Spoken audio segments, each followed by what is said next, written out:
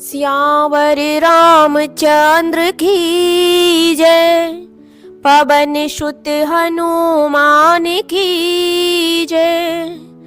तुलसी कृत रामचरितमानस कथा प्रारंभ। हनुमान जी को राम की कथा में बुलाते हैं। प्रणबहु पवन कुमार, खल मन पावक ज्ञान घन, जासु हृदय आधार, वशई राम सर चाप धरे। तुलसी कृत रामायण, कथा कहूँ अनुसार, रामा कथा कहूँ अनुसार। आयसु आसन लीजियो, विराजियो पवन कुमार। मंगल भवन मंगल हारी, द्रवहु दशरथ अजिर बिहारी। दीन दयाल बिरद संभारी, हरऊ नाथ मम संकट भारी। तो कल की कथा में हमने सुना था, गुरु वशिष्ठ जी ने आज्ञा दे दी है कि राम की बारात सजाकर चलो। चलऊं बेग सुर गुरु बचन, भले ही नाथ सिर नाय। भूपति गबने भवन तब, दूतन बास दिवाए।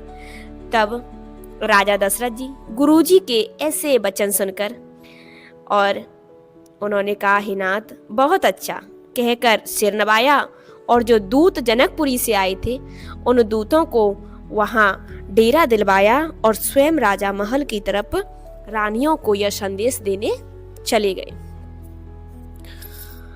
राजा शबर निवास बुलाई, जनक पत्रिका बाची सुनाई। राजा ने सारे रनिवास को बुलाकर जनक जी की पत्रिका बांचकर सुनाई और सुन संदेशु सकल हर्षानी, अपर कथा सब भूप बखानी। समाचार सुनकर सब रानियां हर्ष से भर गईं। राजा ने फिर दूसरी सब बातें जो दूतों ने अपने मुख से कह के सुनाई थी, वो सारी बातें रानियों को बताई। प्रेम प्रफुल्लित राज ही रानी, मनऊ सिखने सोने बारिद वाणी। प्रेम में प्रफुल्लित हुई रानियां ऐसी सुशोभित हो रही हैं जैसे मोरनी बादलों की गरज सुनकर प्रफुल्लित होती हैं।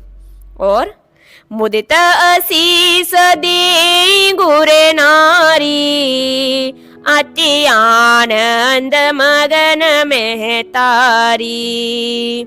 बड़ी बूढ़ी अथवा गुरुओं की स्त्रियां प्रसन्न होकर आशीर्वाद दे रही हैं। माताएं अत्यंत आनंद में मग्न हैं। ले परस्पर अति प्रिय पाती, हृदय लगाई जुड़ावई छाती। उस अत्यंत प्रिय पत्रिका को आपस में लेकर सब हृदय से लगाकर छाती शीतल करती हैं और राम लखन के कीरति करनी, बारई बार भूप बर बरनी। और राजाओं में श्रेष्ठ दशरथ जी ने श्री राम लक्ष्मण की कीर्ति और करनी का बारंबार वर्णन किया। और मुनि प्रसाद कहीं द्वार सिधाए, रानी न सब माई देव बुलाए। यह सब मुनि की कृपा है, ऐसा कहकर वे बाहर चले गए। तब सब रानियों ने ब्राह्मणों को बुलाया और दिए दान आनंद समेता, चले बे प्रवर आशीष देता। आनंद सहित ब्राह्मणों को दान दिया। श्रेष्ठ ब्राह्मण आशीर्वाद देते हुए चले और जाचक लिए हंकार, दीन निछावर कोट विध, चिरजीवौ सुत चारे चक्रवर्ती दशरथ के, मंगल भवनय मंगल हारी, द्रवशु दशरथ अजिर बिहारी।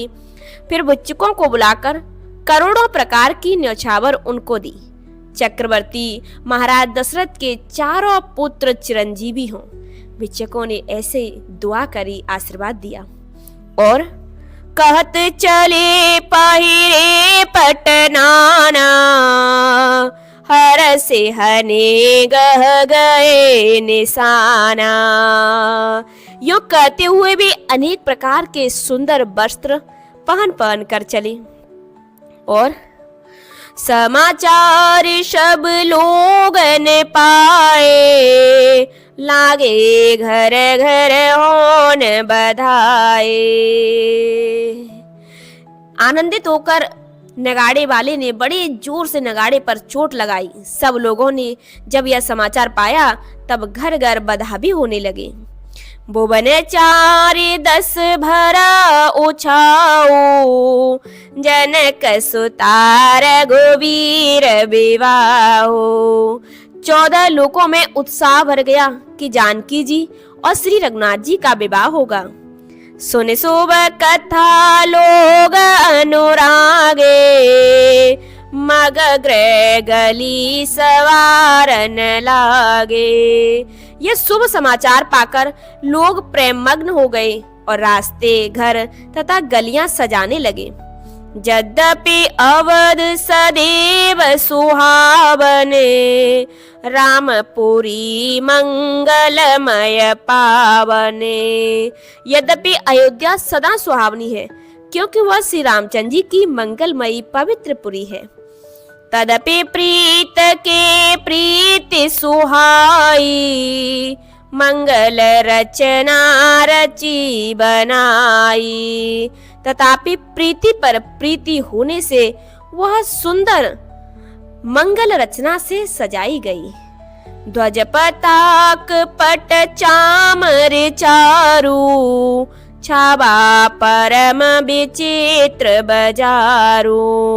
ध्वजा, पताका, पर्दे और सुंदर चावरों से सारा समाज बहुत ही अनूठा छाया हुआ है। कनक कलश तोरण मन जाला, हरद दूब दे अक्षत माला। सोने के कलश, तोरण, मड़ियों की झालरें, हल्दी, दूब, दही, अक्षत और मालाएं। मंगलमय निज निज भवन, लोगन रचे बनाई। रामा लोगन रचे बनाई, बीती सींची चतुर समा, चौके चारु पुराई। मंगल भवनय मंगल हारी, द्रवशु दशरथ अजिर बिहारी। लोगों ने अपने अपने घरों को सजाकर मंगलमय बना लिया। गलियों को चतुर रस से सींचा और द्वारों पर सुंदर चौक पुराए। चंदन, केसर, कस्तूरी और कपूर से बने हुए सुगंधित द्रव्य को चतुर रस कहते हैं। सभी लोगों ने इस सुगंधित द्रव्य से अपने अपने घरों को, गलियों को सींचा और सभी राम के विवाह की तैयारी करने लगे। आज की कथा को यहीं विश्राम देते हैं। बोलिए श्यावर रामचंद्र की जय, पवन सुत हनुमान की जय। जय